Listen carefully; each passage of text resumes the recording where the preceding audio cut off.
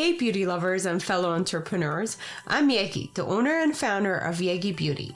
Within 5 years of being my own boss, I was able to grow Yegi Beauty into a multi-million-dollar company. This podcast is where I share what it takes to be a successful entrepreneur in the beauty industry. Great. Hello. Welcome back to the Yegi Project. Today we have Laura with us from Fix Me Up LA, my neighbor's sister. So we've done some things in the past together, a couple of giveaways. So Laura's the owner of Fix Me Up LA, what is a med spa, and she not only is a nurse, she's not only is a regular nurse, she's a nurse practitioner, which she had to really work hard for accomplishing while she was, I think you were running your business while you were completing that, right? Yeah. Wow. So with that quick introduction, please tell us about you and your business and how everything's going so far. All right, so my name's Laura. I own Fix Me Up LA. Honestly, it's going amazing. Yay! I don't think so because it was such a rough time opening it, but it's doing great. Yes, you opened in the midst of COVID, right? How was... Literally right when it was the first stay-at-home order. I Oh was like, my God. Oh no, this is not going to happen. But that did not stop you. Absolutely not. Just stopped our invites and our grand opening, but other than that. How was that process of... Like, when you found out that news, I mean, at that point, you had already invested a lot of time and money into it, right? Honestly, I spent a whole year just designing the whole place. Oh my God, you guys need to see her place. It's so cute. It's all pink and it's super inviting. It's open, it's roomy.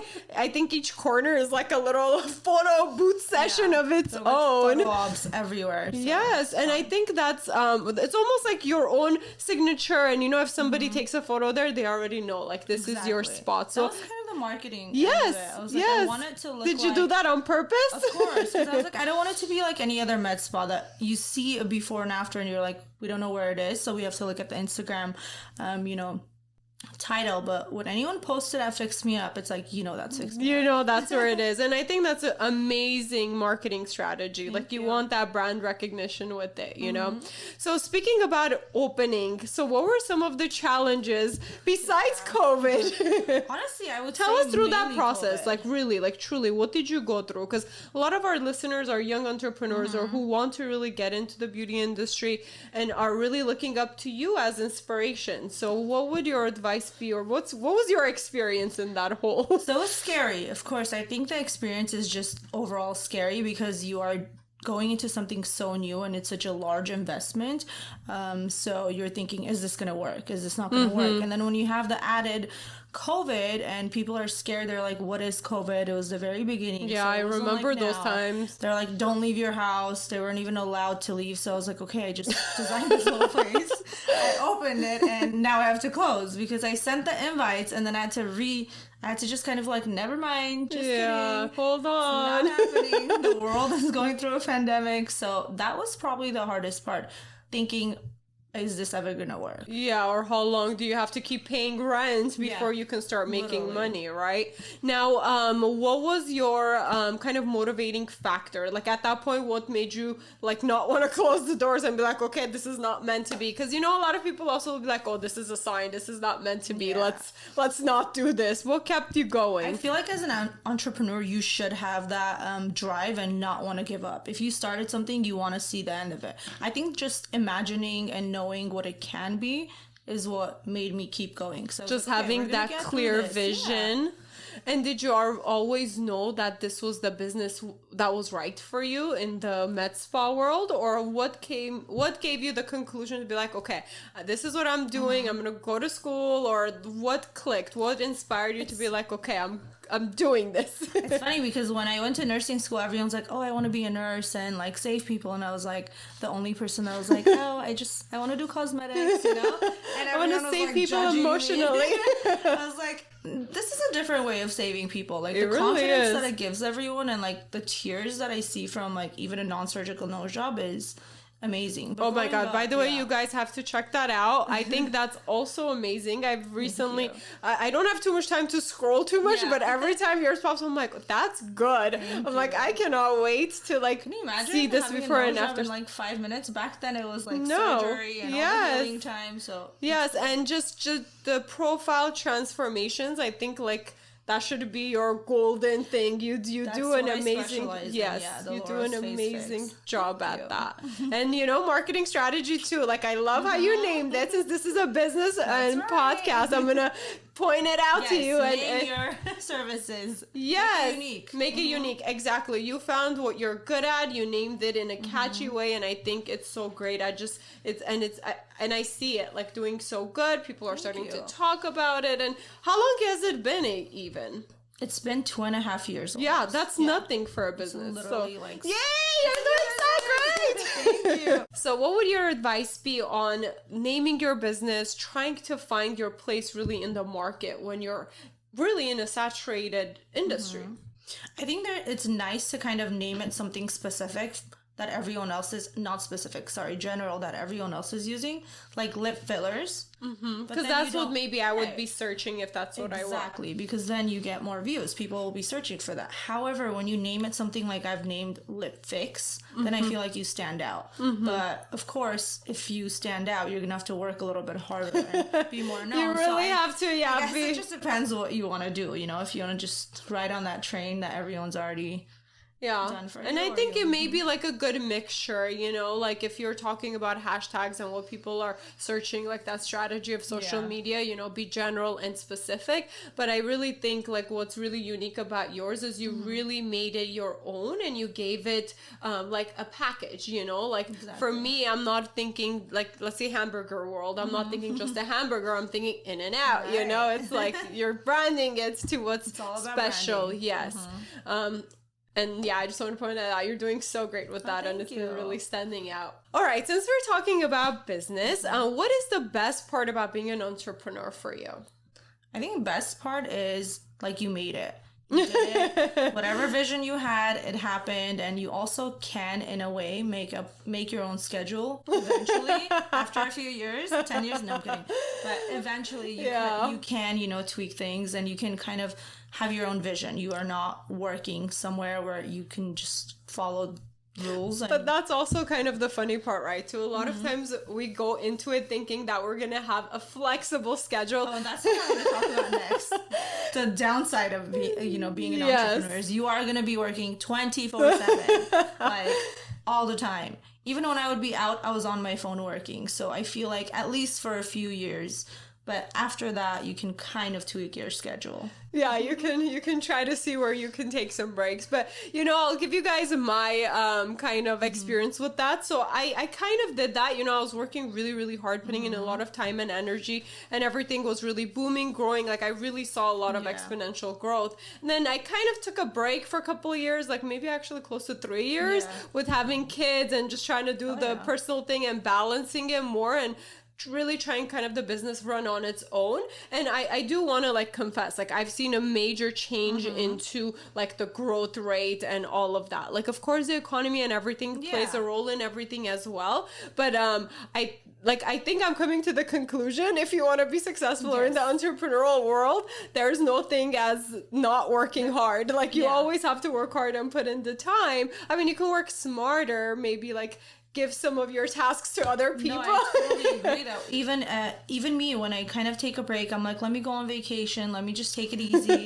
I realize things are slowing down. I'm like, oh my God, it's never, you're going to have to do this for the rest of your life. So yeah, if you are wanting to be an entrepreneur or that's where you're heading towards, I think you have to be ready to work for the rest of your life.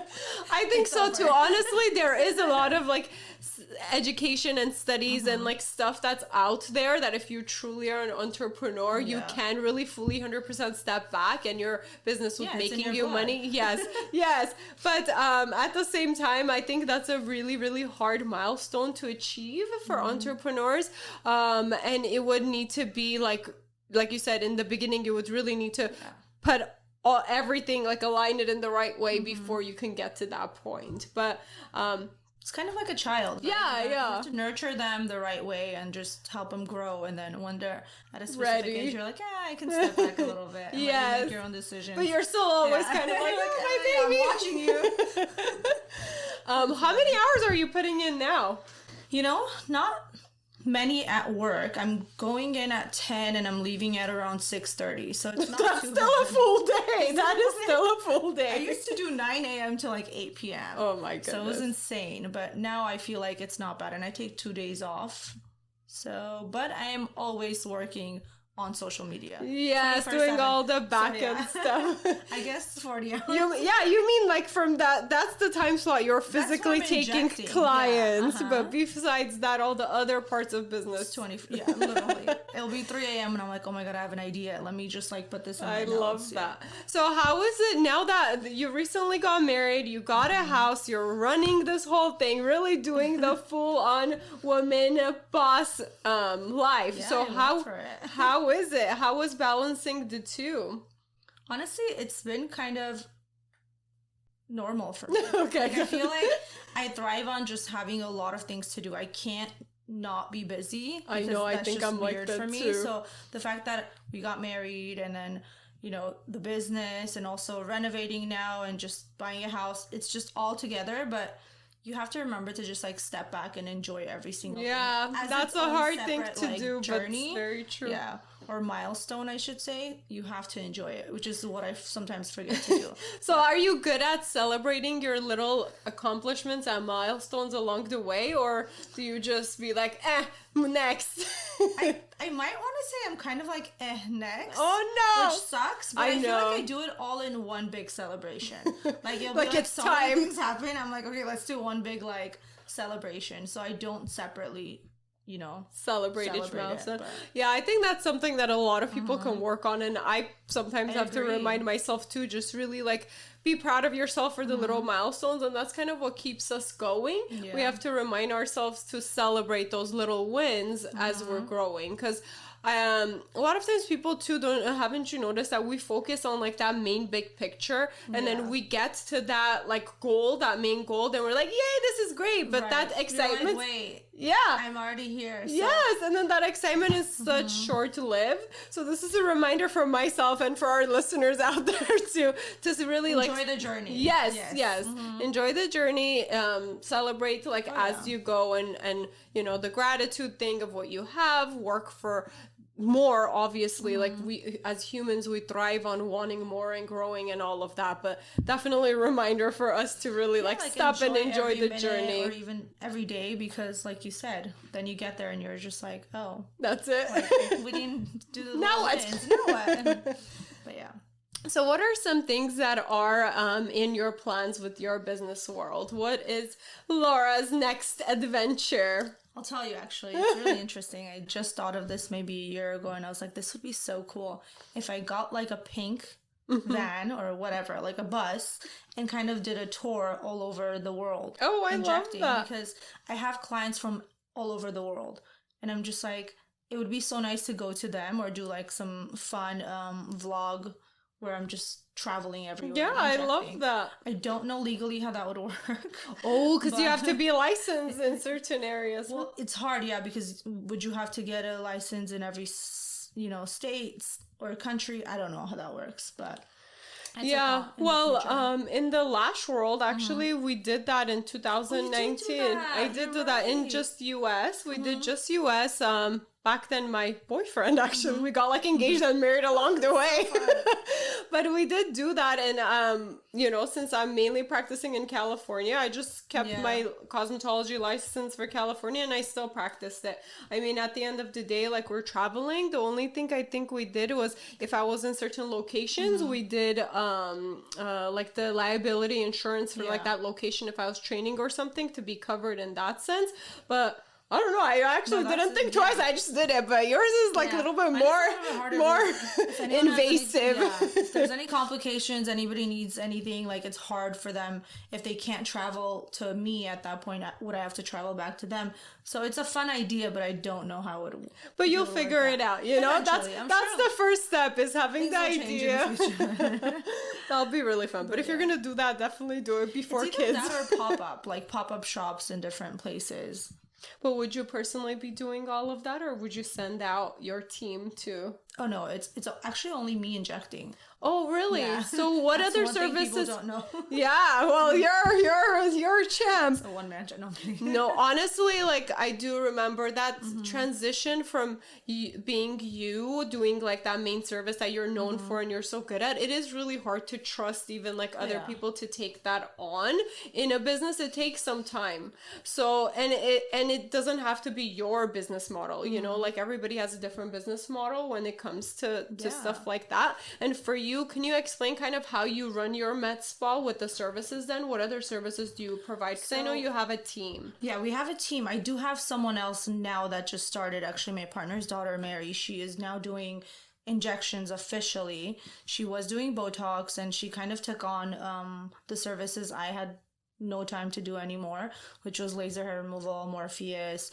all the like body and like laser hair removal and Botox appointments. So those are some of the services. And then we also have a team where we have facials and then teeth whitening. So like all these individual rooms that get Your team, like other people take on the it's not services like within your specifically team. medical spa, but it's almost like beauty, like spa / medical spa Okay, services. awesome. Yeah, but medical stuff, it's just me and Mary. You have to be a registered nurse at least to be able to inject or do any of that. Okay, so speaking about all of that, I know like a lot of the fillers and the medical side of the beauty industry, it is a little bit more invasive and it's a little bit more, I guess, scary. So what was your kind of like initial response to like how are people gonna trust me to do this on them when I'm new? Because that's, I think, the scariest part is when you're new at something. It's like even for any other services that's not that invasive, that's that initial part of getting people to trust you to give you a chance. When you first start a business, I feel like nobody trusts you, like especially your friends and people. That's so sad, right? It's The sad, but it's closest true. people you. Don't expect support from people you know. I feel like that's unfortunately something that I like learned. Like in theory, they want to support you and they're good just like, people, but it's just something about it's it. not in a bad way. They're just probably like, oh, what if something happens and then I'm not gonna want to say. Because I think the closest peoples are also our hardest critics. Exactly. I think as an injector, when you first have clients come in, number one thing is making sure you're educating them on what you know, showing them your knowledge, showing them that you are not just ready to poke them. You really want to. Yeah, it's true, because there are some places where they're just like, okay, let's go. But making them understand that you care for what you do and this is not just a business for you and you know what you're talking about. So I think once you start educating your patients, they start to trust you more. And then once they're trusting you, building that trust is number one with just a conversation and your energy when you walk into a room. I think that's where they're like, okay, I can trust her to. I think it's that initial interaction and your confidence in yourself and in what you're doing, your education, your experience, and then I guess whatever you project that's kind of in your consultations, right? The confidence in consultations, like when I do my trainings, I really spend some time to teach people about the consultations and really like knowing what you're talking about to consult, and that's the initial. Because some clients will test you, so you really have to know your stuff. You have to go in and you have to show the confidence. Do you have a crazy client story for us? There are so many crazy client stories. Let's see, let's think of one to share. Oh my god. No, they totally know who they are. Okay. HIPAA violation. Oh yeah, that's right. That's right. You cannot. Okay, moving on. Maybe after this. In private. No, we're not violating. Well, if you don't say any names. I'll tell you like you don't say any names, just in general. It's not names, but like there's a lot of clients, when they walk in and the first thing they say is, oh, I went to 10 other med spas and they all suck or they all did something wrong. That's like the big red flag. And I'm like, no. We're not going to be able to make them happy. This is it. Get ready. Like, roll up your sleeves and let's hear them out. But usually I'll nicely try to send them away. Or sometimes I'll kind of figure out their ways and what they're really looking for. Sometimes they are just not... They're misunderstood. So they can't explain. A lot of times I tell people, show me a picture of what you want. Don't tell me what you want. Yeah. Because what people visually say it's easier to see. What they want almost never adds up to each other. I'm like, okay, you said one thing, but you really want this.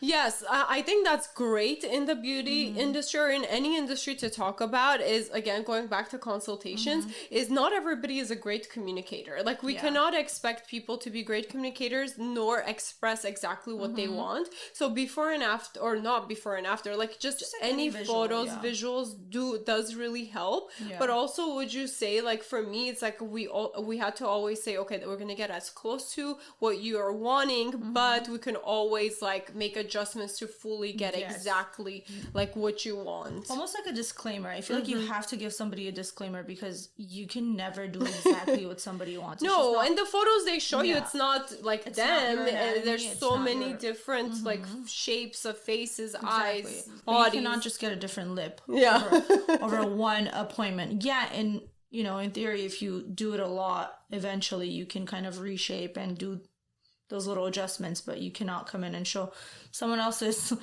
I guess. So be realistic with the consultations. Don't overpromise. So under promise, over deliver, you know, the old business trick. So in theory, if there's one thing in the world that you can just wave a magic wand and change, what would it be? This is gonna sound really cliche, but like violence. World peace. That reminds me of Miscongeniality. I was telling my husband, I'm like, this is an interesting question. Like, what would I say to this? And then, I sounded besides like, world peace, but honestly, that like, especially nowadays, I feel like it's craziness nowadays. going I never on. noticed it before, like growing up. Now it's just like every time I'm on social media, because we're an adult. Somebody, and I'm just like, we're adulting more. What it is. But also, it's getting worse and worse every day. So I feel like, because at first I was gonna say, oh, everyone to be healthy, and that's just not realistic. You know, I mean, not that the question's realistic, but it's an interesting question. Yeah, but what would you I'll say? take your answer. I'm curious. Honestly, my answer, I thought about it a lot because I've asked this to a one. lot of people, and I've spent some time to think about it and fine tune my answer. But currently, I think it's at its like good stage. Yeah. But it would be and that's kind of my mission in doing this podcast and everything, is to get people to doing like what they love. Because I do believe like if people are doing what they love, like as a career, they are gonna be happier. The happiness is gonna lead to better health, to a better world. Like, you know, if you're really content with what you're doing and you're happy, like literally every other part follows. Because we do spend like most of our day working. So if we're not happy in that aspect, we're gonna take that to our home. It's gonna affect our health definitely. So anyways, I think that's my answer. I could talk about it for hours, but that's an interesting but I answer. think that's kind of what I would do, because literally I think there is every job that every person, and if we were all to get paid the same, you know, I think a lot of people also kind of take the money aspect of it, and they take communist. No, I'm just kidding. No, I love I'm total capitalist. Obviously being in business in America, but.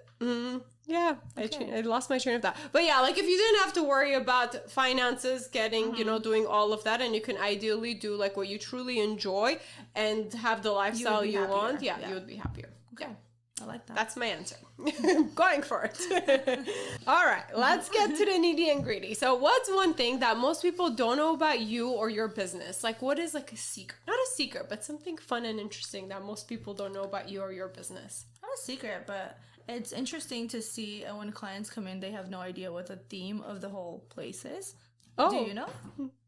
No. Hold on, I need to think about it. There's the theme pink.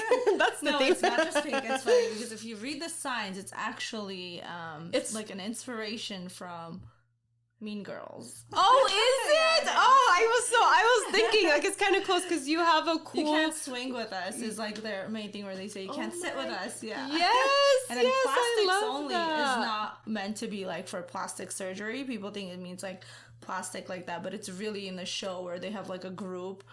And they call it the plastic. Yeah, we'll link everything below so you guys can see photos and like know what we're referring to. It's so fun. I love her people place. Don't really know, so that's cool. Yeah. Oh yeah, that's very cool and interesting. Well, thank you for sharing that. Of course. Was that part of a marketing strategy, or you just thought it'd be cool and different to do it? It was fun and different, and I was like, you know what, let's tie pink into something that works. And I've always loved that movie. I think it's so silly. It's not realistic. It's a classic. But it's a classic. You know, when we were younger, I guess, because nowadays there's really nothing out there like that. Yeah. So yeah. I just Cool. have fun with it. I love that. So going back to what you really specialize in is you said the fillers and the injections. What is some misconceptions about that? Because we do hear a lot out there. Like you can look fake. I don't know. I think for me, like what are some misconceptions out there for you? I think the main one is if you start fillers and Botox at an early age, your face is going to stretch and your wrinkles are going to get worse. And it's true, people ask me that. Oh, really? Oh, if you do fillers, and I'm like, it's not an implant. Like, it integrates into your tissues. When you put filler, in Educate your us. face. So what is it really and how just, does it work? Sugar molecules together, and we kind of have a little bit of it. We're just localizing it and putting it there, and you metabolize that. So it's not acting like an implant where it just stays in under your skin and stretches it. That would stretch your skin eventually, but this again metabolizes. So no, that's one misconception. And Botox, people think if they start early, eventually their wrinkles are going to get worse. It's really the opposite. I actually recently posted a study of twins. There was a twin A and a twin B. It was kind of cool because twin A did Botox maybe twice in the last 13 years. That was twin B B totally jealous. Twin B did it every 6 months. She did it more. For the last 13 years. And when you look at them next to each other, twin A looks a lot older after 13 years than twin B. So point is that when you make that muscle movement and create that crease in your forehead, you are making it deeper and deeper and deeper over time. If you relax it temporarily and not allow it to create that crease, it's only going to get, less deep over time. So how often would you recommend people getting Botox and touching them up? Botox should be done every 6 months at least. And not starting earlier. at what age? Starting at as soon When as you're you an have infant? wrinkles. Just kidding. So, no. As soon as possible. I'm signing 1 Alexander unit. up. So, I've seen clients who are in their 30s with not a single wrinkle, and then I've seen clients in their 20s with wrinkles. So it just depends. If you're someone that expresses, your what's the word I'm looking for? Overexpressive your emotions. If you are, then you are going to have more wrinkles because you are creating right now a Botox. I'm a Botox connoisseur too. So, but if you're somebody that just has almost like a resting bee face, you're not going to have many wrinkles. So it depends. But I would start as soon as you start to see a little bit of wrinkles forming. Okay. Yeah, I think for me is as soon as I started noticing my foundation cracking. That too. Yeah, it's nice because Botox gives that smooth foundation. Yeah. Yes. I definitely love me some Botox, especially when I wasn't able to get it for a long time when I was pregnant and breastfeeding. I really noticed the difference. It was like, I feel older. I can't wait to get it. Gives birth, they're like, oh my God, I'm ready to come back. I'm yes. like, nope, yes. You gotta give it some 6 months if you're going to feed the baby. Awesome. Well, as far as any downside, negative misconceptions, do you want to talk a little bit about that too? Because I know people are always, sometimes they really want to go for it and then they're scared. Is there enough studies done on it for the long-term effect? For Botox? Yes. Oh yeah, for the last 20 years, so many. So Botox is very safe. It's been studied for a really long time, and really the only side effect you can get is a little bit of an eye droop, which is temporary, but that's about it. Now, if you are doing filler, that's a little different because there are complications that I think the provider should really understand how to fix, because you can correct them within 24 to 48 hours. However, you have to, So that's another skill set of its 100%. I think going into the business, I was like, I really need to know how to fix everything before I start. Then I can sleep at night. Just in case. Because when you do enough clients, after thousands and thousands of clients, you're going to have a complication. And of course. You have to... Nothing's never perfect. It's not a if, it's a when it comes to, our world. So would you say that was part of what made clients trust you? Is that if something even goes wrong, I'm here for you to fix it? I think so, because I also teach new grads how to be injectors. So I take courses and they come in and I'm talking about safety a lot. So I feel like when I post about it and people see that I can teach someone else how to be safe when they inject, they start to trust you more. Oh, okay. Yeah. I love that. For our listeners who are interested in opening their own med spa, can you please tell us what are the challenges and what are the must-known things that they would need to consider before opening? So before opening a med spa, you first have to, of course, be a registered nurse at least. However, you cannot only be a registered nurse and not have a medical director. So you have to have some form of like MD that's almost like backing you up. So you have to be in it together. So is it the liability thing that have to, don't forget, it's a medical spa. Most people think a medical spa means it's a spa. It's really just a medical practice. Yeah. It's just called a spa, but it's kind of put together just like any other medical practice. You have to go through the medical board. Oh, wow. I didn't know that. You have to have a lot of experience. And this is for California, right? Because that's what we're talking about. California, yeah. Most places, I know some places are a little bit more lenient than others, but California for sure. Medical spa has a gray area because it's like not a lot of rules are out there and it's not very specific. Oh, it's not that regulated? It's not super regulated and it's not black and white, the answers. So I feel like when you first are trying to open it, you're like, what am I doing? Yeah, what am I supposed to do? Is there not a file out there that tells you what the steps are? Hey, maybe you should do a course on that. No, I've been planning on that for a really long time, but it's just no time right now. But eventually, I'm sure. Because I do want to help people open med spas and just kind of go for it. But yeah, basically what I'm trying to say is there's no rules out there that tell you what to do exactly. You kind of jump in and you're like, okay, you need to figure this out. So I think that probably took the longest time and that was probably the hardest because you want to set a good foundation. You don't want to miss anything when you're... And liability wise too, you don't want to be, sued for something. Like you want to know what you're doing and do it properly in order to be successful. You don't want any surprise, not that type of surprises. Well, awesome. Thank you for sharing that. So we can go ahead and conclude. Is there any last word of encouragement or advice that you have for our listeners? It's funny, I always quote Nike and say, just do it. So, I love that. Actually, I always think of that in my head. Like, stop overthinking it. Just do it. I think there's no, right time. You just have to go for it. I mean, clearly I did it during the pandemic and it's, I still survived. So if you are thinking about it, if you're passionate, if you're hardworking, then just... Wait, I have one last question. And I think this is a question I'm starting to ask everybody I interview.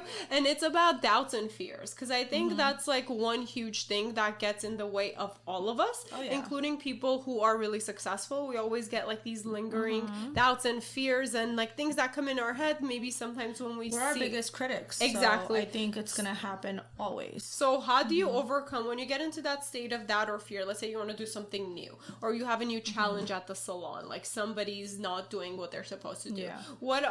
How do you tell yourself forget about this, we got this? What does Laura tell Laura? Laura tells Laura to let it be, because honestly I feel like there's always going to be challenges and I used to stress about them a little bit more when things like that happen, but now I'm just like, you know what, it's a learning experience, issue at a time. And then with doubts, I feel like you have to not compare yourself to others. I think that's a big one. I feel like when you start to compare that's a hard one, and it's a good one, right? A business that's been around for so many years, you're like, why am I not there? And you start to form doubts, and you have to realize everyone has their separate journey and kind of cancel everything else out. Social media does not help with that. So you have to have a good balance. Your own journey, and just think of this is where I'm at. Eventually I'll get there, and erase those doubts. Yeah. Honestly, that's great. And I would just piggyback off of that. Like you said, we all have our journey. We all have our time. Everybody's path is totally different. And one thing that I recently had to remind myself and everybody too is that literally we're exactly where we need to be at the moment. Period.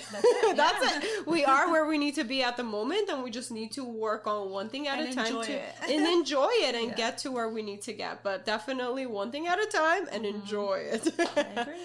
Awesome. Well, it was such a pleasure interviewing you. Yes, maybe we should do another giveaway together. We should. But yeah, so stay tuned, everybody. We will link all of her information below. Check her out if you haven't heard of her. Again, it's Laura from Fix Me Up LA, locally here in Burbank, California. She is doing injections, other services at her med spa, and also she is teaching. So check her out and let us know if you have any questions. We were Don't laugh at me. I'm gonna keep this in. Bloopers. Oopsie. I'm very nice, actually. I just yell as a joke. Anyways, let us know if you have any questions, feedback, and whatever. Peace out. Bye. Thank you for listening. Please rate and review this podcast. Follow and engage with us on social media under the Yegi Project. And if you're interested in being a guest, email info@theyegiproject.com. And don't forget to subscribe so you don't miss out on any future episodes.